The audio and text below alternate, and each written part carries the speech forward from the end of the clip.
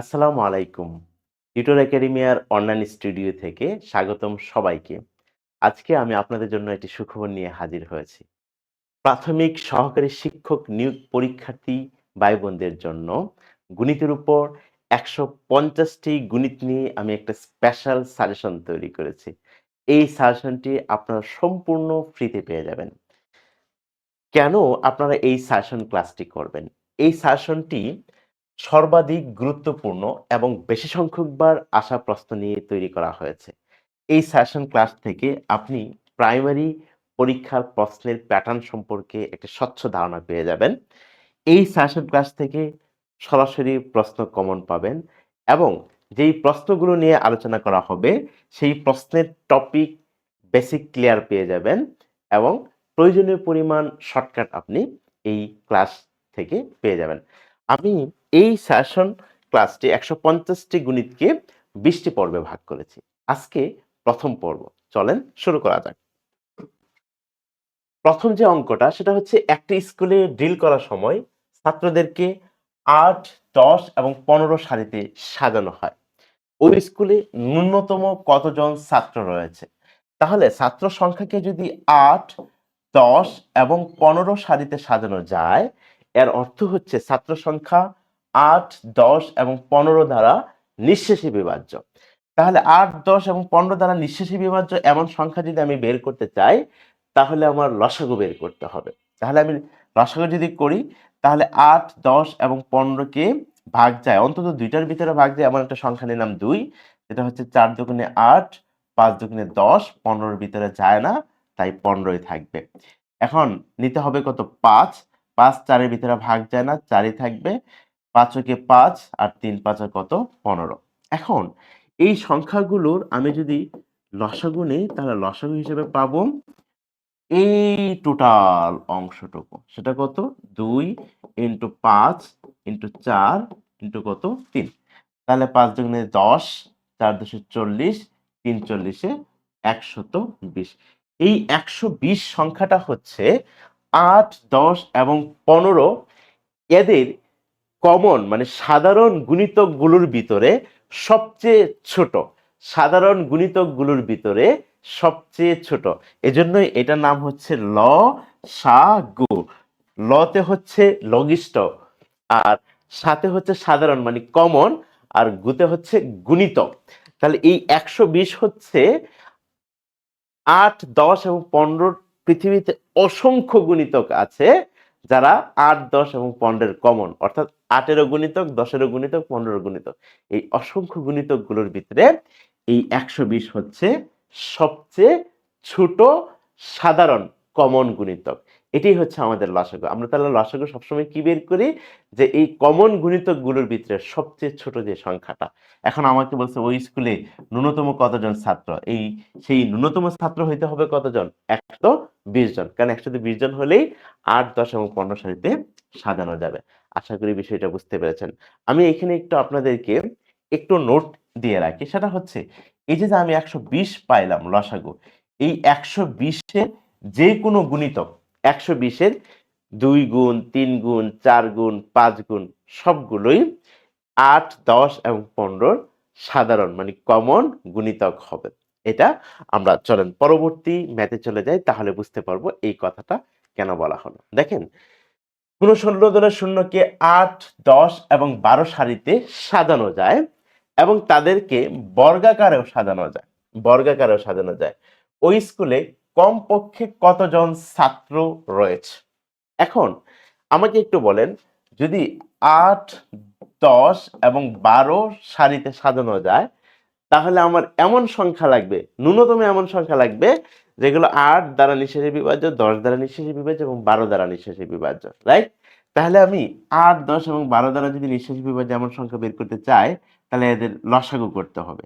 আমি যদি ২ দ্বারা নেই, ৪ দুগুণে ৮, ৫ দুগুণে ১০, ৬ দুগুণে ১২। আবার যদি আমি ২ নেই, সেটা হবে ২ দুগুণে ৪, ৫ এর ভিতরে যায় না, ৩ দুগুণে কত? ৬। এখন দেখেন, তাহলে আমাদের লসাগুটা কত আসলো? লসাগুটা হলো ২ গুণন ২ গুণন ২ গুণন ৫ গুণন ৩। এই তো আমাদের লসাগু আসলো, তাই না? তাহলে এটা কত আসে? 2 দুগুণে 4, তারপরে হচ্ছে 4 দুগুণে 8, 5 আর 40, 3 40 কত? 120। এই যে 120 পাইলাম, এটা হচ্ছে 8, 10 এবং 12-র লসাগু। মানে পৃথিবীতে অনেক সংখ্যা আছে যারা 8, 10 এবং 12 দ্বারা নিঃশেষে বিভাজ্য, অথবা বলতে পারেন 8, 10 এবং 12 এর সাধারণ গুণিতক।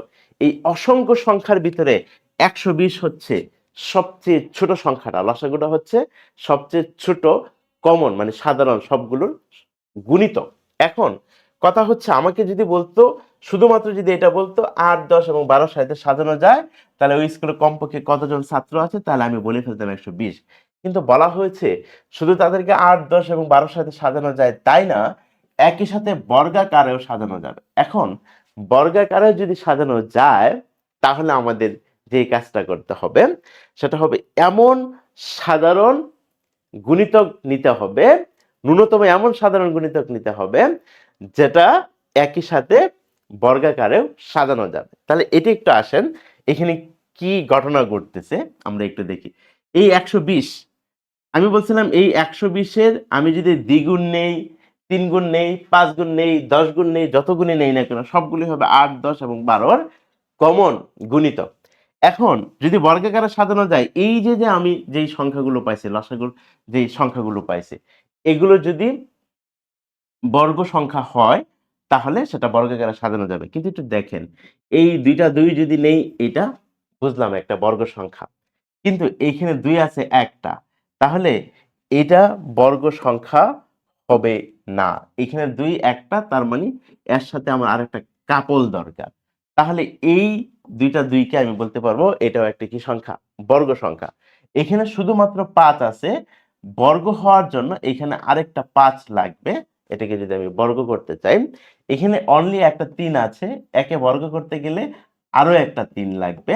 তাহলে এটা একটা বর্গ সংখ্যা, এটা একটা বর্গ সংখ্যা, এটা একটা বর্গ সংখ্যা, এটা একটা বর্গ সংখ্যা, রাইট? এখন দেখেন, আমি অতিরিক্ত এই বর্গ সংখ্যা, এই সংখ্যাগুলোকে বর্গ সংখ্যায় রূপান্তর করার জন্য অতিরিক্ত 2 দ্বারা গুণ করেছি, 5 দ্বারা গুণ করেছি এবং 3 দ্বারা গুণ করেছি। তাহলে অতিরিক্ত কি কি গুণ করলাম? 2 গুণন 5 গুণন কত? 3। তাহলে এই আসবে 120 ইন্টু 5 দুগুণে 10 আর 3 10-এ কত হলো? 30। আচ্ছা, আমি কি বলছিলাম এই 120-এর যে কোনো গুণিতক সংখ্যাও 8, 10 এবং 12 এর কমন মানে সাধারণ গুণিতক, রাইট? তাহলে আমি এইখানে যে মানটা পাইলাম সেটা হচ্ছে কত? 3600। এর অর্থ হচ্ছে, কারণ এই যে 3 বারং 36 আর 2টা শূন্য, এর অর্থ হচ্ছে এই 3600 সংখ্যাটা 8, 10 এবং 12 দ্বারা নিঃশেষে বিভাজ্য, এবং একই সাথে এই 3600 সংখ্যাটা একটা বর্গ সংখ্যা। এই জন্য আমাকে যখনই বলছে এদেরকে বর্গাকারেও সাজানো যায়, তখন আমার রেজাল্ট 120 হবে না, বরং এই 3600 হবে। তাহলে এই আমি পেয়ে গেলাম 3600। পৃথিবীতে আরো অনেক সংখ্যা আছে যারা 8, 10 এবং 12 এর কমন গুণিতক, একই সাথে বর্গ সংখ্যা, এদের ভিতরে সবচেয়ে ছোট হচ্ছে এই 3600। আশা করি বিষয়টা আপনারা বুঝতে পেরেছেন। চলেন আমরা পরবর্তী স্লাইডে চলে যাই। পরবর্তী স্লাইড হচ্ছে সর্বমোট কত সংখ্যক গাছ একটি বাগানে 7, 14, 21 এবং 35, 42 সারিতে লাগালে একটিও কম বা বেশি হবে না, একটিও কম বা বেশি হবে না। এর অর্থ হচ্ছে নিঃশেষে বিভাজ্য হবে, রাইট? তাহলে আমি যদি 7 সারিতে লাগাই, 14 সারিতে লাগাই, 21 সারিতে লাগাই, 35 এবং 42 সারিতে যদি লাগাই, তাহলে একটাও কম বা বেশি হবে না। এর অর্থ হচ্ছে গাছ সংখ্যাটা এই 7, 14, 21, 35 এবং 42 দ্বারা নিঃশেষে বিভাজ্য। এখন আপনি তাহলে কি করবেন? 7, 14, 21, 35 এবং 42-এর কি বের করবেন? সাধারণ যে গুণিতকটা আছে, সাধারণ গুণিতকগুলোর ভিতরে সবচেয়ে ছোট যেটা লঘিষ্ঠ, রাইট? সেটা বের করবো, অর্থাৎ আমি লসাগু বের করব। এই লসাগু আপনি নর্মালি করে ফেলতে পারেন, তারপরেও আমি সহজ একটা কথা বলে দিই, সেটা হচ্ছে যদি এই সংখ্যাগুলোর ভিতরে যদি দেখেন যে কোনো গুণিতক আছে, 2টা সংখ্যা একটা একটা গুণিতক, যেমন হচ্ছে আমি যদি বলি 14 7-এর গুণিতক, এই যে 14 7-এর গুণিতক, এই ছোট সংখ্যাটাকে আমি কেটে দিব সবসময়, মানে কেটে দিতে পারি। তারপরে হচ্ছে দেখেন এই 42 14 গুণিতক 42 আমি যদি 3 গুণ করি তাহলে কত আসবে বলেন? 14 কে 3 গুণ করলে 42 আসবে। তাহলে এই ছোট সংখ্যাটাকে আমি কেটে দিলাম। তারপরে একটু দেখেন এই 21 এর দ্বিগুণ হচ্ছে কত? 42। আমি ছোট সংখ্যাটাকেও কেটে দিতে পারবো। এখন এই 35 আর 42 এর যে লসাগু আসবে এটা আসলে 7, 14, 21, 35 এবং 42 এর লসাগু হবে। বুঝতে পেরেছেন? এখন আপনি 35 এবং 42 এর লসাগু বের করেন। প্রথমে যদি আপনি 7 দ্বারা কাটেন ৫ ৭ 35, ৬ ৭ কত? 42। তাহলে আমি যেই লসাগুটা পাইলাম সেই লসাগু হলো কত? ৭ ইন্টু ৫ ইন্টু কত? ৬। তাহলে এটা হবে কত?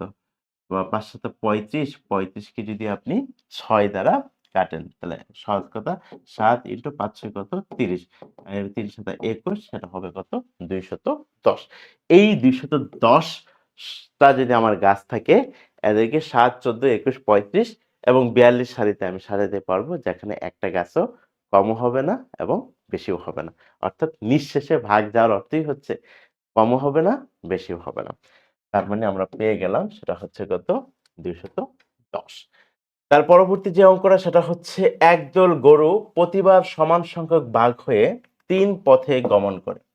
আচ্ছা, যদি ৩ পথে গমন করে অর্থাৎ গরুর সংখ্যাকে ৩ দ্বারা নিঃশেষে বিভাজ্য হবে। কারণ তারা বলছে সমান সংখ্যক ভাগ হয়ে ৩ পথে চলে যাচ্ছে। তাহলে গরু যতগুলো আছে সেটা ৩ দ্বারা নিঃশেষে বিভাজ্য হবে। তাই তো হওয়ার কথা।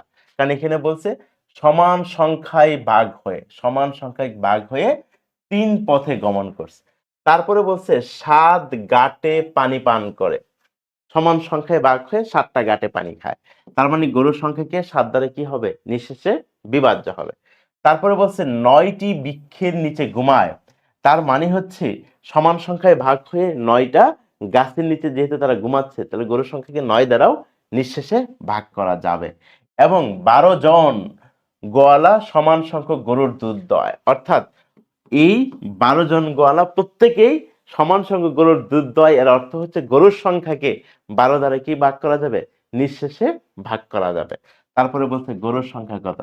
এর অর্থ হচ্ছে যে এই যে আমরা যে পাইলাম ৩, ৭, ৯ এবং ১২ এদের লসাগু যদি আমি পেয়ে যাই তাহলে গরুর সংখ্যা আমি পেয়ে যাব।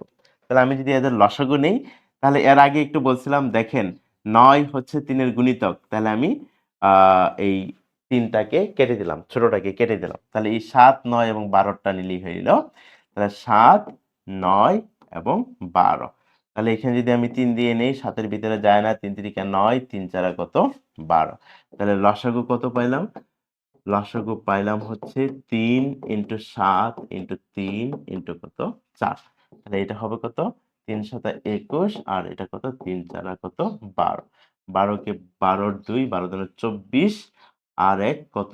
২৫। তাহলে এই ২৫২ যেই সংখ্যাটা সেই ২৫২ সংখ্যাটা হচ্ছে ৩ ৭ ৯ ১২ এর সাধারণ গুণিতক। মানে অসংখ্য সাধারণ গুণিতকগুলোর ভিতরে সবচেয়ে কম লঘুটা, মানে লঘিষ্ঠ সাধারণ গুণিতক। এটাই হচ্ছে আমাদের লসাগু। তাহলে গরুর সংখ্যা হবে কত? ২৫২। আমরা তার পরবর্তী স্লাইডটাই আসি। সেটা হচ্ছে দেখি কি বলা হয়েছে। কোন ক্ষুদ্রতম সংখ্যাকে ৩, ৫ এবং ৬ দ্বারা ভাগ করলে ভাগশেষ হবে ১? আচ্ছা, এখন আমি যদি আপনাকে বলি ৩, ৫ এবং ৬ দ্বারা ভাগ করলে কোনো ভাগশেষ থাকবে না। এটা যদি আমি বলি যে আপনি এমন একটা সংখ্যা বলেন যেই সংখ্যাকে ৩, ৫ এবং ৬ দ্বারা ভাগ করলে কোনো ভাগশেষ থাকবে না। তখন আপনি কি করবেন বলেন তো? আপনি সহজভাবে যদি বলি তাহলে এদের লসাগু করবেন। এই ৬ হচ্ছে ৩ এর গুণিতক তাহলে ছোটটাকে কেটে দিলাম। তাহলে ৫ আর ৬ এর ভিতরে কোনো কমন নাই। তার মানে এই ৫ আর ৬ যদি গুণ করি তাহলে সরাসরি আমি লসাগু পেয়ে যাব। তাই তো? তাহলে এই ৫ ৬ কত? ৩০। এই ৩০ হচ্ছে লসাগু। এখন ৩০ লসাগুর এর অর্থ কি? এই ৩০ ৩, ৫ এবং ৬ দ্বারা নিঃশেষে বিভাজ্য। কোনো ভাগশেষ থাকবে না। মানে পৃথিবীতে অসংখ্য সংখ্যা আছে যারা ৩, ৫ এবং ৬ দ্বারা নিঃশেষে বিভাজ্য। এদের ভিতরে সবচেয়ে ছোট সংখ্যাটা হচ্ছে ৩০, যেটা হচ্ছে ৩, ৫ এবং ৬ দ্বারা নিঃশেষে বিভাজ্য। এখন তারা বলছে ভাগ করলে ভাগশেষ ১ থাকবে। রাইট? আচ্ছা, ৩০ কে যদি আমি ভাগ করি তাহলে তো কোনো ভাগশেষ থাকবে না।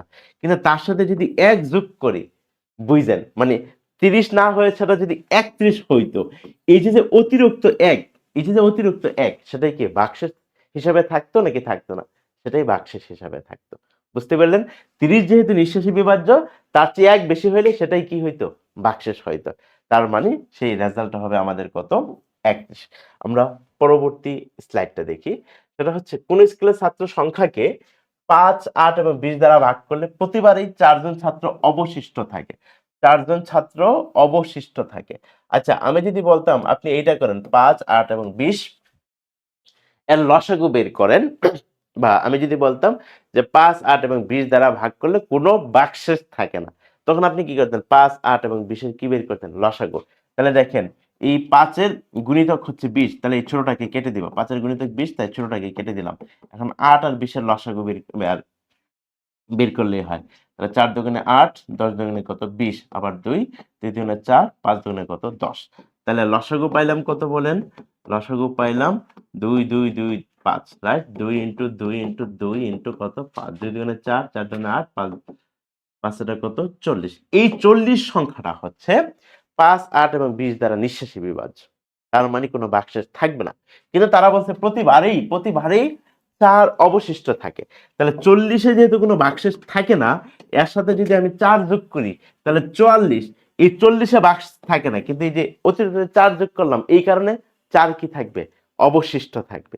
যে অতিরিক্ত 4 যোগ করলাম, এই জন্য কি থাকবে? 4 অবশিষ্ট থাকবে। তার মানে এই 44 সংখ্যাকে আপনি যদি 5 দ্বারা ভাগ করেন, নিঃশেষে ভাগ যাবে না, 4 অবশিষ্ট থাকবে। কারণ 40 যেহেতু নিঃশেষে ভাগ যায়, তার চেয়ে 4 বেশি হলে সেটা তো ওই 4 অবশিষ্ট থাকবে। 8 দ্বারা ভাগ করলে 4 অবশিষ্ট থাকবে এবং 20 দ্বারা ভাগ করলেও 4 অবশিষ্ট থাকবে। তাহলে সেই সংখ্যাটা হবে কত? 44। চলেন আমরা পরবর্তী স্লাইডে চলে যাই। বলা হচ্ছে দুটি সংখ্যার অনুপাত 5:6 এবং তাদের গসাগু হচ্ছে 4। সংখ্যা দুটির লসাগু কত? এই অনুপাতের অঙ্কের ক্ষেত্রে আপনি যে অনুপাতটা দিয়ে দিবে, সেটাকে যদি আপনি তার সাথে যদি x যুক্ত করে দেন, তাহলে সেটা সবসময় পরিপূর্ণ সংখ্যায় চলে যায়। অর্থাৎ দুটি সংখ্যার অনুপাত যেহেতু 5:6 দেওয়া আছে, আমি যখন 5 এর সাথে x লাগাইছি আর 6 এর সাথে যখন x লাগিয়েছি, এর অর্থ হচ্ছে দুটি সংখ্যা হচ্ছে 5x আর কত? 6x। আচ্ছা, এদের ভিতরে আমাকে একটু বলেন গসাগু কত? এদের ভিতরে গসাগু কত? আমি একটু করে দেই, সেটা হচ্ছে 5x আর 6x। এই তো দুইটা সংখ্যা। এখন আমি যদি দুইটার ভিতরে ভাগ যাবে এমন সংখ্যা নেই, সেটা হচ্ছে কত? x। তাহলে এখানে থাকে 5 আর এটা থাকে কত? 6। আর এই 5, 6 এর ভিতরে দুইটার ভিতরে ভাগ যাবে এমন কোনো সংখ্যা নাই। তাহলে এই অংশে যেটা থাকবে সেটাই কেবলমাত্র গসাগু। এই x হচ্ছে গসাগু। আর লসাগু হচ্ছে, আমরা যদি বলি, সেটা হচ্ছে এই যে এই টোটাল টুকুর গুণফল। তাহলে x ইন্টু 5 ইন্টু কত? 6।